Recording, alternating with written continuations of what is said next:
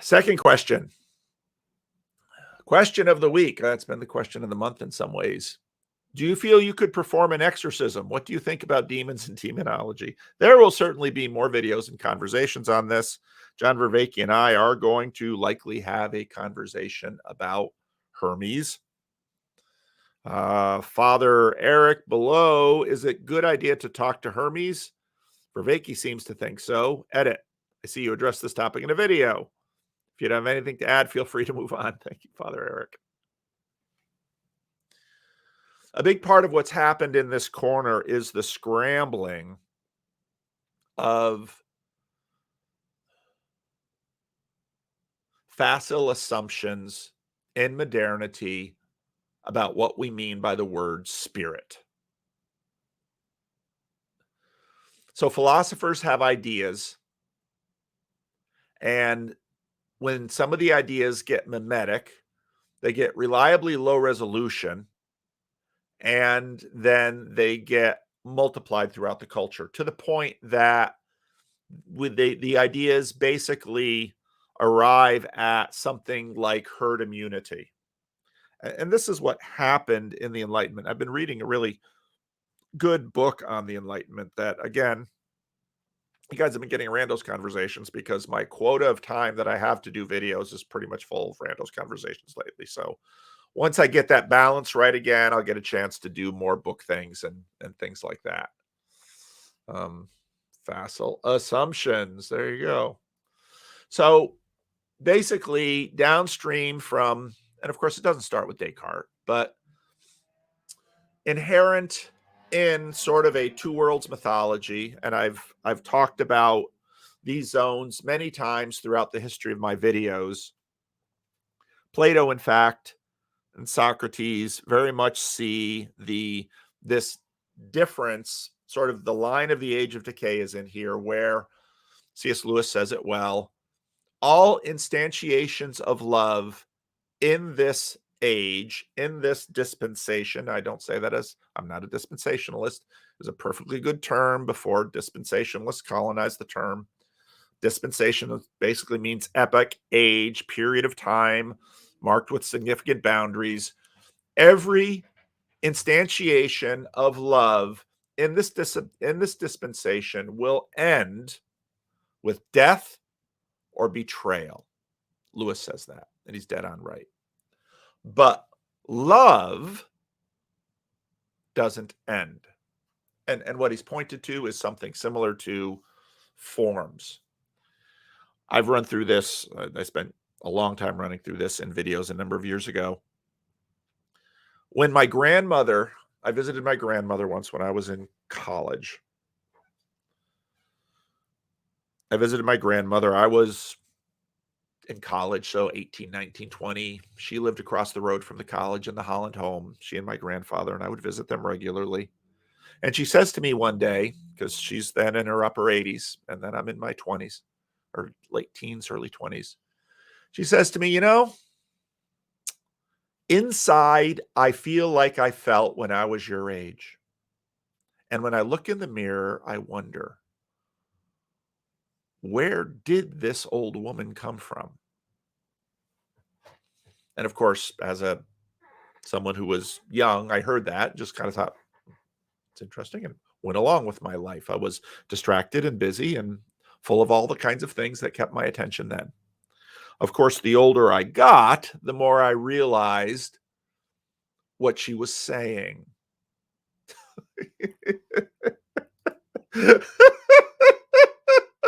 Oh, that thorn in your paw, T-Grog. That thorn in... Here's the thing about T-Grog. You got to go to Luke's channel when he comes on the stream, because like me, he's a troll in the comments, but you get him into a conversation. He's a really sweet guy. I really like T-Grog. And I wouldn't have liked him if he hadn't come onto the live streams. And that's sort of the power of these live streams in the video. Anyway, I digress. You can use this argument as a dismissal, as something, basically as a dismissal of eternal life. But inside of all of us, we have a sense of eternity. But that is inside of the age of decay.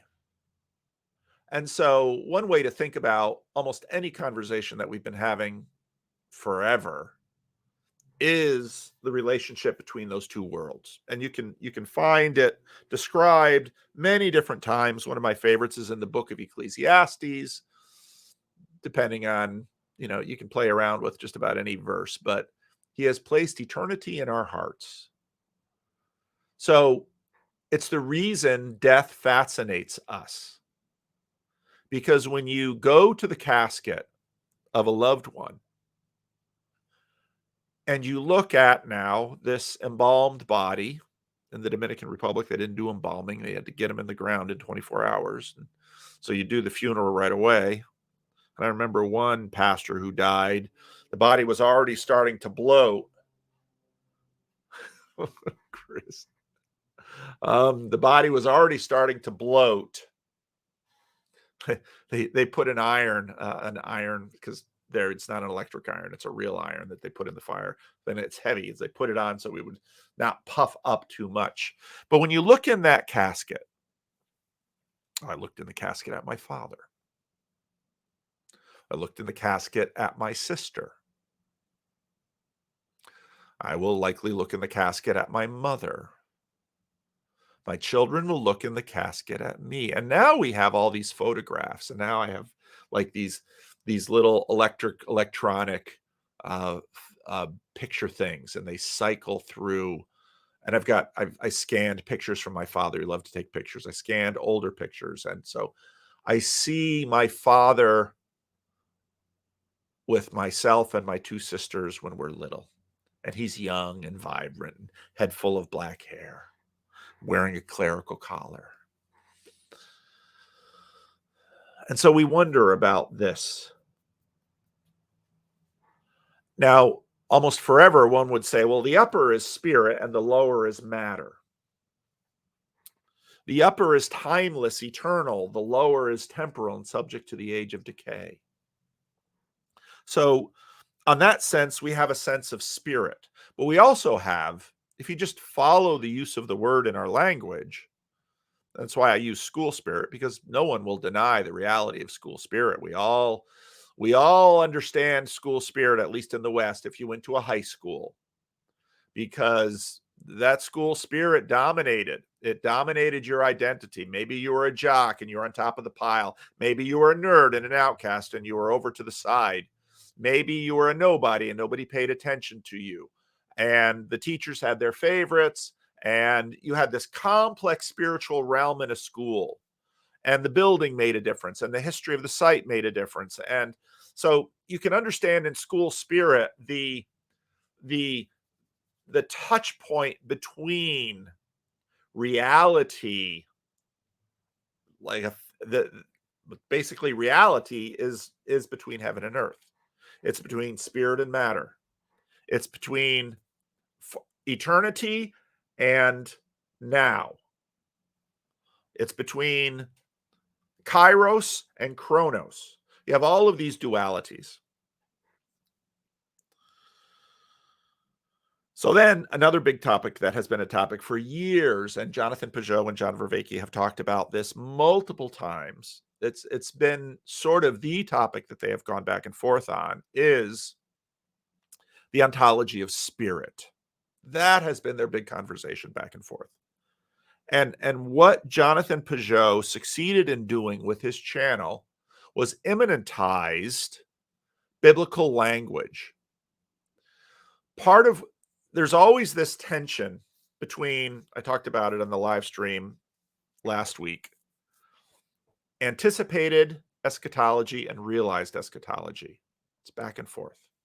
And we have this in life. Every expression of telos has this tension, because we almost always have a temporal dynamic, a temporal dimension, and we're moving towards something. So let's use Grim Grizz's channel. What is the telos of Grim Grizz's channel? Now, there's a variety of them. One of them is to break the fourth wall. One of them is to exorcise the spirit of Set from his dominion that he has held over children in the West since the end of the Second World War. And what Grim Grizz did very well was, Grim Grizz is a mimetic genius. He really is. Most geniuses are not appreciated because they're a little too far out ahead and they're a little too strange. Preachers are sort of liminal characters because we know enough to see something and we're conversant enough, and so we're just always translating. So what I've done often is take Peterson, Peugeot, Vervaeke, and put it in terms that other people down below can understand. And now Grizz is in that category too, but Grizz doesn't have the status markers of hierarchy like the others have. So maybe a telos that is in Grim Grizz's channel is for Grim Grizz to ascend a hierarchy, but it's probably not going to happen. It's who he is. And people like Grizz, the minute he starts heading up a hierarchy, something, whether he does or something around him, will pull him down. It's in all likelihood. Not always. Some pretty amazing people have ascended hierarchies. But hierarchies of now, it might be that 50 years from now, Grim Grizz people will watch his channel, sort of like people read C.S. Lewis today, The Great Divorce, and you have The Great Divorce, you have all of these references to people that Lewis was sort of talking with. People read The Great Divorce, and it's like, I really need a commentary on this to please explain who all these people are, characters are. I understand the archetypes, but I don't know the references. It might be that 50 years from now, Grim Grizz's channel will be, after Grim is dead, the whole starving artist thing, after Grim is dead, everyone will be watching his channel and they'll say, yeah, you got to go to Wikipedia to find out who Jordan Peterson is. Papa Peterson. So anyway, Grim Grizz is attempting to exorcise Set and the children of Set from the people that Set is possessing. Is Set a god? See, this is the mimetic genius of Grizz, because he takes that little poem, which I don't think was original to him, but is able to use that and put it into the conversation. And Set colonized us in a way. Now, if Grim Grizz were to tell us I was doing some drugs, or I was driving across the lonesome prairie in North America, and Set came in and talked to me, it wouldn't have the same effect as John Vervaeke talking to Jordan Peterson about Hermes. What's the difference between Set and Hermes? They're both ancient deities. They're both spirits. Grim Grizz has managed in a very Peugeotian way to show us all that Set is real. And you say, of course Set is real. I'm not talking to a television set, but I'm looking at a monitor right now. I've got the screen on my phone. I've got the screen in front of me that StreamYard is running. Of course Set is real. And Set has colonized me. And Set and its branding have taken over parts of me. Okay. Has Set possessed me? If you look at the Pentecostals, as Pentecostalism continued to develop, and they really attempted to immanentize the practices of Jesus, including exorcism, they developed more nuance in their language with respect to exorcism. And so when I was in college, dabbling with various charismatic things, I remember a Christian Reformed church, because Christian Reformed churches were dabbling in various things. And of course, the Christian Reformed is a fairly flexible denomination. You've got a fair amount of liberty in it, which is really why the Christian Reformed church is having this defining conversation. But I remember Pentecostals talking about demonic oppression. That's an interesting word. Demonic oppression. And demonic oppression might be alcoholism. It might be an addiction to cigarettes and smoking. It might be pornography. It might be, borderline personality disorder. It might be on and on and on and on. And oppression was basically a low-grade possession, because possession means, well, when Jordan Peterson talked about men living in their mother's basement covered with Cheetos dust, playing video games and doing porn all the time, he was basically talking about possession. And that's the reason I called Jordan Peterson the unauthorized exorcist of Mark 9, because he was exorcising the spirit of, now we don't have a nice little historical archetypal name. Grim Grizz might say he was exorcising the spirit of Set, but of course, when Grim Grizz talks about Set, he talks about television set and what's downstream from television set, and he sees porn and video games as part of the family of Set. So Grim Grizz is practicing exorcism on his channel. Jordan Peterson has practiced exorcism on a broad scale by using YouTube, which is a very definite child of Set. This is in some ways an image of exorcism. And the Gospel of Mark is, you can find commentary after commentary about this. I'm not making this up. One of the dominant themes in the Gospel of Mark is Jesus' battle with the principalities and powers. Now, the Gospel of Mark doesn't use that language. Paul will use that language later. But Set is a principality. And Grim Grizz is working on exorcism through it. Jordan Peterson has. I have been. So the truth is, we're doing exorcism all the time. Another video that didn't get made with my Randos calendar blowout was a reworking of my second conversation with Jonathan Peugeot, where we go through angels and demons. Again, Jonathan Peugeot is immanentizing this ancient language. When Grim Grizz talks about Set, he is immanentizing an Egyptian god. We're doing all this immanentizing because this is the reconstruction and deconstruction we are always doing to make sense in the world and to understand the world. And as we make sense of the world and we understand the world, we participate in the world. So Jordan Peterson and Grim Grizz have been doing exorcisms. Now, when I talked to Jonathan Peugeot about demons, he, as he usually does, sort of brings us back to the Middle Ages. Martin Luther is this liminal figure, very interesting figure. I've made the point that some have said that the most discussed person in human history in terms of publishing is Jesus Christ. The second most is Martin Luther. Martin Luther was an interesting liminal figure because Martin was basically born on the cusp of the medieval period and the modern period. And so you'll find Martin Luther talking about devils all the time. It's even in his most popular hymn, "A Mighty Fortress is Our God." And what Jonathan Peugeot does nicely is talk about the devils that we have inside of us, the demons that we have inside of us. Do you have a smoking addiction? You've got a little demon inside of you.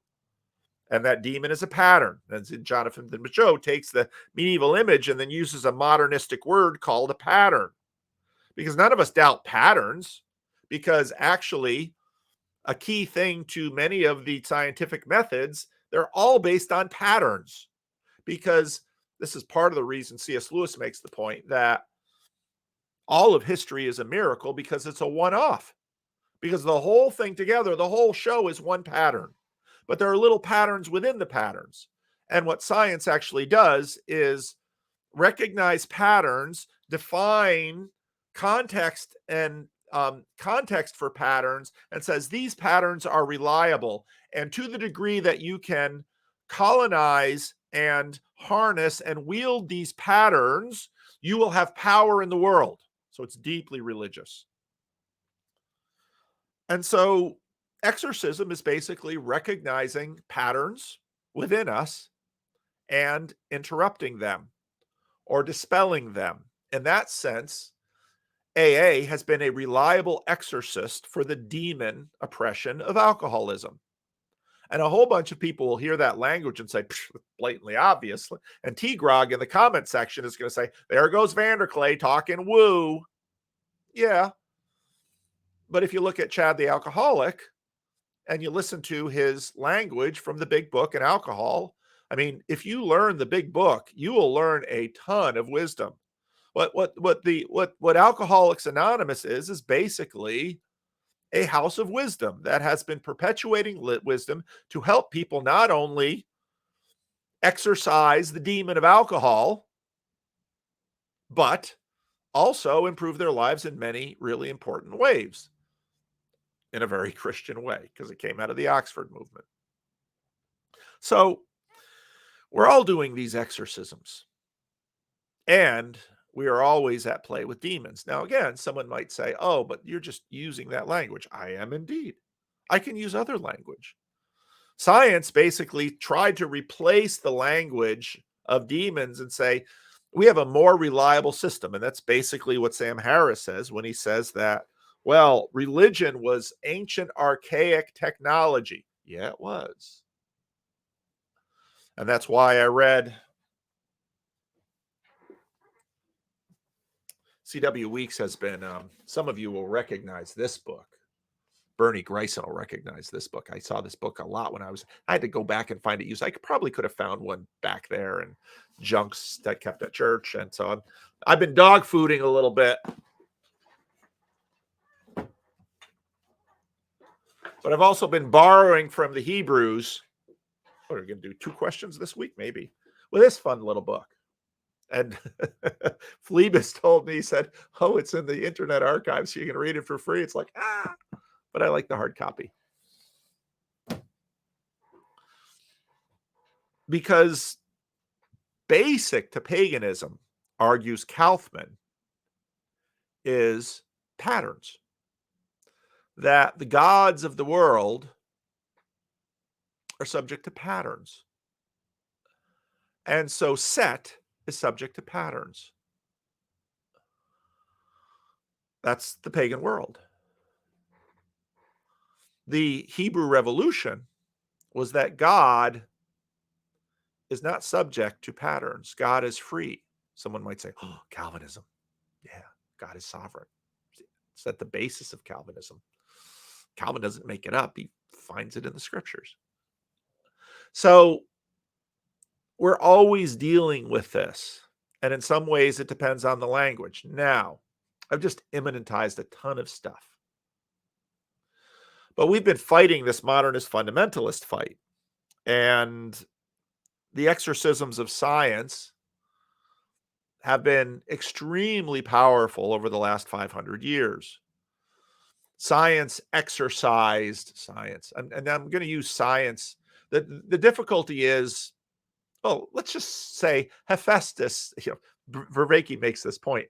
Hephaestus is the god of technology, and it's a god who limps. I love it when John Vervaeke says that. I don't say it as nicely as he's got his patterns and he's got his holy words, because buzzwords are holy words. He's got his buzzwords down. Buzzwords are holy words because buzzwords are pattern mimetic words. That's why they're holy words. That's why they exorcise and they enchant. That's why they're magic words. That's why Grim Grizz talks about defense against the dark arts, because when Grim Grizz is wrestling with the god Set, he's wrestling with a god. Okay? Basically, what modernity does is says, we got this. We got this. We are going to disenchant the world by our exorcisms, and we are going to offer you the life of the age to come here and now. Ooh. Antibiotics, sanitation, refrigeration, washing machines, energy, electricity. All of these things wow, they're amazing. We can do these things. And now information technology, agency out of electricity and tiny little switches, 25 nanometers, 10 nanometers, 8 nanometers, 6 nanometers. We're going to go smaller and smaller. Quantum computing. And as we get into this, we discover, oh, wait a minute. We thought we would wield Set. And what we discovered was that the demons in us, Set is wielding us. Because what's Set using on the television? He's using us. So who is using who? And that's the moment we're at right now. And this is why talk about spirits is a big deal. Now, Hephaestus didn't actually manage to win because, and you can watch The Matrix. The Matrix deals with all this stuff too. There's certain unruly programs. I call them programs in The Matrix. There's certain unruly spirits that just don't play nice. It's almost like they had the problem with the kingdom below is that rebels rebel. And so if your kingdom is built on rebellion, you're never going to be able to keep order. And so it's like all the spirits got together and said, okay, they're doing this mass project of exorcism. We might see this as a problem, but actually, if we infiltrate, we can take modernity and colonize it. Photography is this amazing thing. I'm not going to believe it till you show me a picture of it. Okay. Well, look at these pictures. They're colonizing you. Various forms of beauty. And so it's almost as if Satan and his kingdom said, modernity, yeah, we can do that. But there's always a few spirits that are like, yeah, I'm only going to obey my master below when he's really watching me carefully. And so on the fringes, you get these little unruly spirits. And, Roman Catholic exorcists have stayed in business because every now and then something really weird happens. And now, again, all of the modernists think all we'd have to do is get real evidence for one unruly spirit in our midst, and the whole facade of modernity would go away. You've got all of these people who don't believe in miracles watching Jordan Peterson, listening to the story of his wife.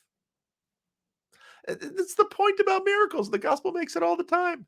Miracles, it's only this modern fabrication that leads us to imagine that miracles do what modernists imagine miracles do. They can't because they're outside of modernity. And C.S. Lewis walks through all of this beautifully in his book Miracles, because he basically he says what modernity is a belief in the whole show. Now you can't show the whole show because you're a part of it. But and then he walks through the whole show.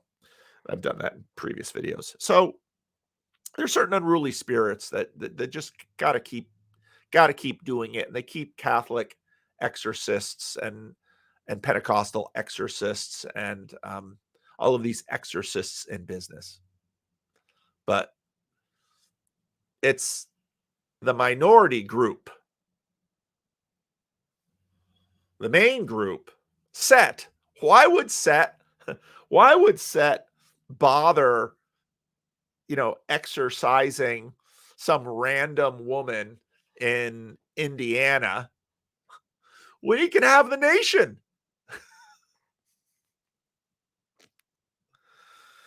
So then John Vervaeke is doing internal family systems. What's internal family systems about? It's the recognition of, again, why would this arise now? Well, it's because modernity is receding. and we've seen the edges of our utopian aspiration. We basically thought, well, it's a function of rich people are happier than poor people. Yeah, sometimes, often. It's better to have more money than less in a world where money is really handy. Yeah, yeah, generally so. Having infinite amounts of money, does that solve anything? It solves some things. But then you watch really rich people do really weird things. Just read a biography of Howard Hughes. Amazing story. He could bed starlets, he flew airplanes, he bought things, he dies a decrepit old man with jars of urine around him. Yeah, that's what money will bet you. No, mental health. You don't think money can, I don't know. There we go. So we've now seen the edges of modernity. And in some ways, the spirits are increasingly being revealed, like the spirit of Set. And so Internal Family Systems just recognizes that, just as I was listening to Christian Baxter, Whitey, Chris, YT, had a great video this morning. And part of what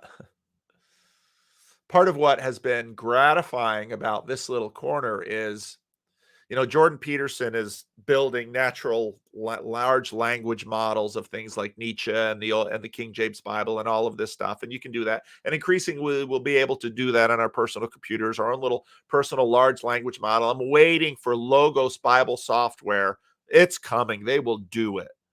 To do a large language model within Logos. AI is going to be within Logos. And so because right now Google is often what I turn to if I'm looking for a particular Bible reference, because Google is faster than Logos, even though I use Logos for other things.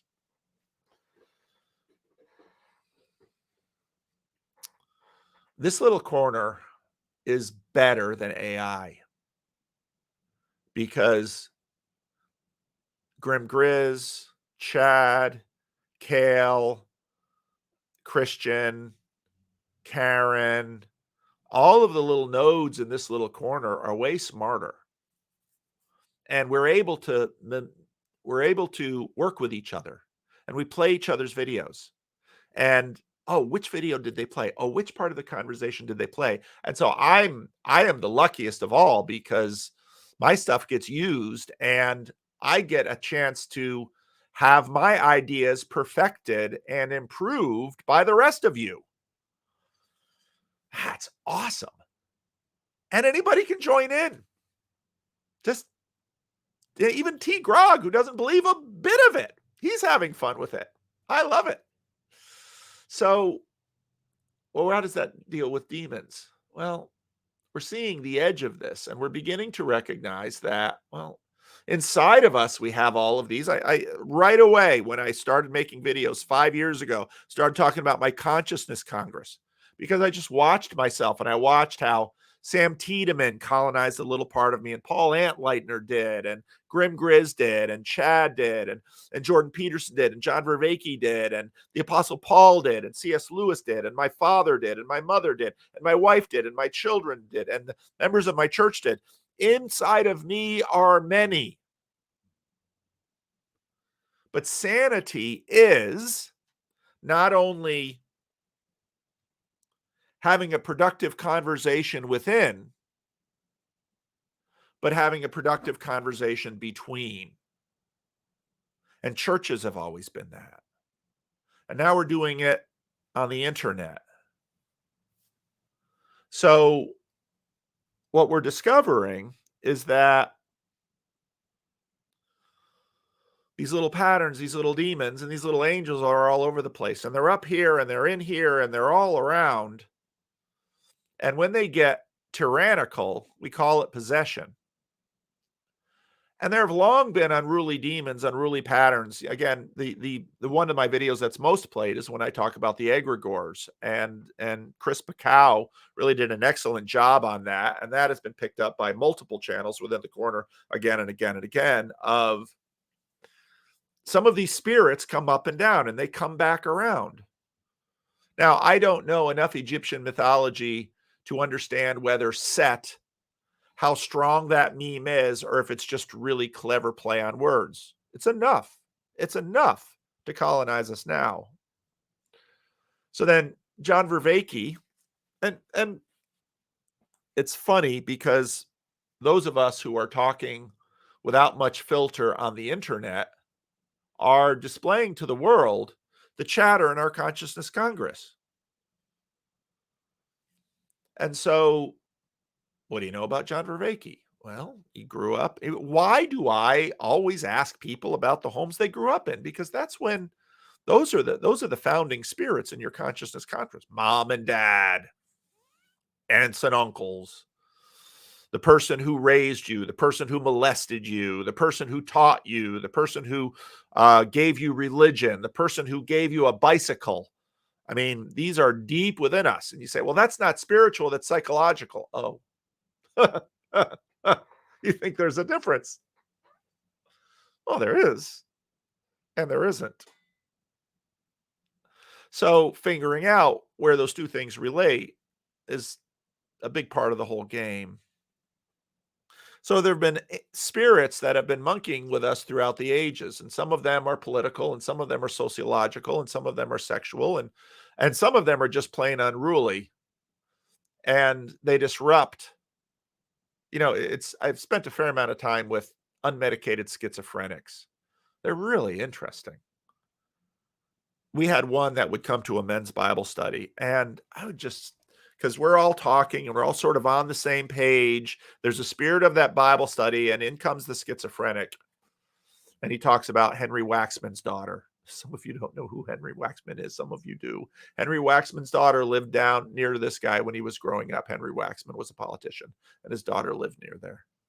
And for years, I would hear a lot about Henry Waxman's daughter. Obviously, as a young man, before he came down with schizophrenia, he had a little bit of a relationship with Henry Waxman's daughter, at least a fascination. So I kept hearing about Henry Waxman's daughter. It's just running around in there. It's disordered. And then you look at Jesus and his exorcisms. And Jesus exorcises some powerful spirits.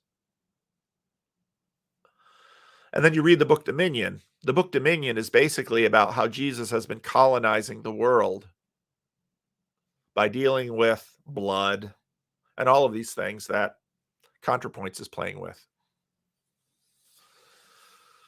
So Hermes walks into the corner. Who is Hermes? He's the messenger of the gods. And it's been fascinating listening to the large language model that is this little corner process Hermes. So you've got Ron Copperman, who tells his story on Luke's channel where, yeah, he was into drugs and alcohol and all the woo stuff. And then I listened to Navajo, a significant population of Navajo in the Christian Reformed Church. You read, just read any anthropology, read so many peoples that their religion was fundamentally animism, just fall into. Now, on one hand, Vervaeke is right. They fall into these axial age religions because they're clearly an upgrade. But part of the reason many people for whom they are living with a real sense of demons around them come to Christianity because they're saved from the spirits. Now, they might be living in London or or New York or San Francisco or Los Angeles, but yeah, they know that demons are real. When I was in the Dominican Republic, we dealt with that stuff all the time. And it's interesting because modernity would like to sort of put it in a little box because that's what modernity does, because that's sort of the the emissary brain practice, but it can't be put in a box because it's part of the thing that's bigger than us. So Hermes walks into the corner. I guess we're going to have to deal with Hermes. Will Hermes be a gateway drug for John Vervaeke and the spiritual journey that he's been on? I think probably. Which way will it go? I don't know. I thought Sam Tiedemann nailed it on Luke's live stream. I played it in a recent video where he says, well, if you'll be able to spot the colonization of Hermes if John Vervaeke starts some weird sex cult. Probably not going to happen. How will Hermes behave in John's life? I don't know. We'll see. Maybe Hermes doesn't come back. What is Hermes? We've just got a tiny little tidbit of a conversation with respect to this. And the conversation is way more complex because many of us who work in ministry know that sometimes schizophrenia looks like demon possession. I know lots of people who hear voices. I know lots of very sane people who have heard a voice. I can pull up story after story after story after story of voice hearing. I know a lot of people that they have a little small voice or they have an intuition, and that must be the Holy Spirit. Or maybe that's, and you're back to Peugeot with these little patterns. So don't be hasty. Now, do I have a healthy concern about those? Do I have a healthy concern about those unruly spirits? Yeah. It's so funny because modernist people will sort of laugh at the spirits, but then they're worried about the spirit of climate change or communism. And it's like, oh, okay. You don't really understand what you're talking about. You don't really appreciate the power of Set, do you? Even though everybody on, TV is wringing their hands either about Tucker Carlson or Jon Stewart. Oh, no, you do have a healthy understanding of the power of Set. Jim Jones was a Christian preacher. Was Jim Jones possessed by a spirit? Yeah, he was oppressed by a lot of ones too. Did a whole lot of people die because of his spiritual possession? Yes. Was it exorcised? No. But things run their course. And those who got close enough to Jim Jones could begin to have a little bit of exorcism in them. You might not recognize it as Set, but I want to read you something. A few months before I was born, my dad met a stranger who was new to our small Tennessee town. From the beginning, Dad was fascinated with this enchanting newcomer and soon invited him to live with our family.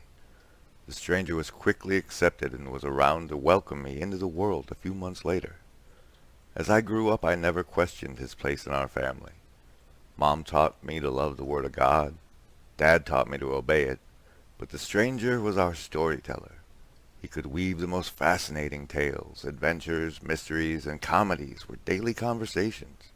He could hold our whole family spellbound for hours each evening.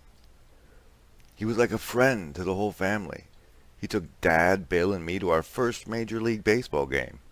He was always encouraging us to see the movies, and he even made arrangements to introduce us to several movie stars. The stranger was an incessant talker. Dad didn't seem to mind, but sometimes Mom would quietly get up, while the rest of us were enthralled with one of his stories of faraway places, and go to her room, read her Bible, and pray. I wonder now if she ever prayed that the stranger would leave. You see, my dad ruled our household with certain moral convictions, but the stranger never felt an obligation to honor them. Profanity, for example, was not allowed in our house, not from us, from our friends, or adults. Our longtime visitor, however, used occasional four-letter words that burned my ears and made Dad squirm. To my knowledge, the stranger was never confronted. My dad was a teetotaler who didn't permit alcohol in his home, not even for cooking. But the stranger felt he needed exposure and enlightened us to other ways of life. He offered us beer and other alcoholic beverages often. He made cigarettes look tasty, cigars manly, and pipes distinguished. He talked freely, too freely, about sex. His comments were sometimes blatant, sometimes suggestive, and generally embarrassing. I know now that my early concepts of the man-woman relationship were influenced by the stranger. As I look back, I believe it was the grace of God that the stranger did not influence us more. Time after time he opposed the values of my parents, yet he was seldom rebuked and never asked to leave. More than 30 years have passed since the stranger moved in with the young family on Morningside Drive. But if I were to walk into my parents' den today, you would still see him over in a corner, waiting for someone to listen to him, talk, and watch him draw his pictures. His name? We always called him Set. Television set. Of how you think, how they work in our imaginary. Right. Well, yeah, sadly, I don't think right now they work in the right manner. I think that it comes with the same problem of taking consciousness for granted. You know, people are offended at the idea of speaking of God. I mean, like I said, God transcends personhood. That is definite. But personhood is part of God. That is, there is, you know, the notion that God is three persons is extremely important in terms of understanding what a person is, and also, like I said, because we take consciousness for granted, somehow we're bothered by the fact that consciousness exists. It's so funny. People always, people aren't offended by the idea that sometimes you hear people say, like, I believe that God is more, or if there is a God, that he's more like a force, like a kind of impersonal thing. And you think, so why does it bother you? Why does consciousness bother you? Why do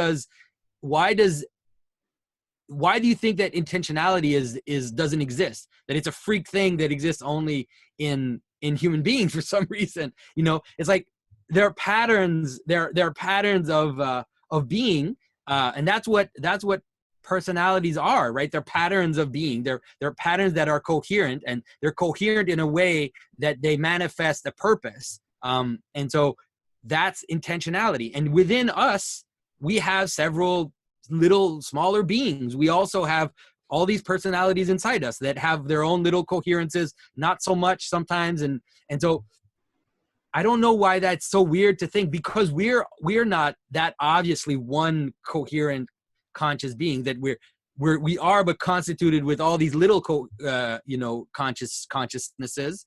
Why is it so weird to think that would scale up? I don't understand why it's weird. And so I that's why for me it's almost like a mystery when I listen to people.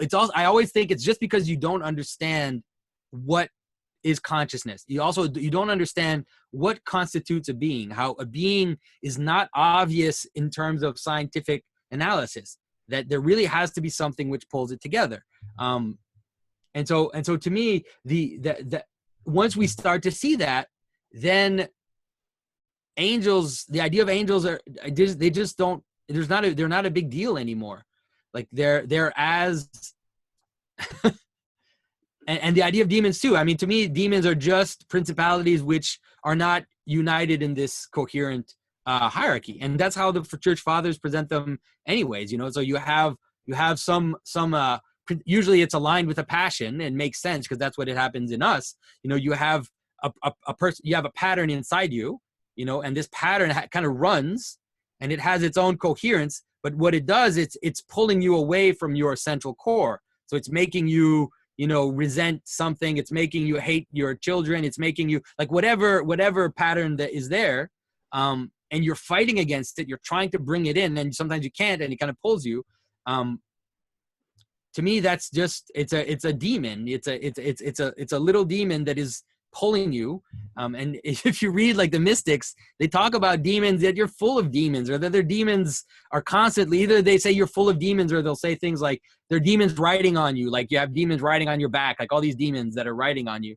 And I think it's just an imagistic way of saying that you have these patterns which are pulling you into death, that are ripping you apart, that are decomposing you. And so you need to bring it together. And so there are cosmic demons in a city. You have certain patterns of behavior. Let's say in a city, you'll have a pattern of behavior, which is jaywalking, where everybody jaywalks. I remember there was a story about Giuliani, about how everybody in New York was jaywalking. And Giuliani understood that pattern of behavior, it looked like it was a detail, but it was actually manifesting a much deeper reality, which is that there was no social cohesion in New York City. And so he said, I'm going to exorcise this demon. And once it's exorcised, it's actually going to help coagulate the city, bring it together so that it has more cohesion. And so he went after jaywalkers and just gave tickets. And at first people were going crazy, like, what is he doing? Why is he attacking jaywalkers? But he kind of understood that we need to exercise these little demons so that the being can now come together. And so that little pattern of behavior, it was that everybody was doing it. It wasn't like people were talking to each other and say, oh, are you jaywalking? Oh no, are you jaywalking? Yeah, I jaywalk. No, nobody does it. It was like this implicit pattern of behavior in the city. I mean, it could be littering, it could be all kinds of things. And once you let it go too far, then it's really hard to bring it back. Like let's say once a civic pattern starts to manifest itself in a city, where it's okay to break people's windows, let's say, all of a sudden it becomes okay to break people's windows. It's really hard to come back from that, and then things can degenerate into chaos. I mean, I lived in cities in Africa where the social fabric had been so destroyed by war and all kinds of crazy events that it was almost impossible to bring it back, because everybody had all these little demons were kind of pulling the city into all these directions, and it was nearly impossible to bring it back.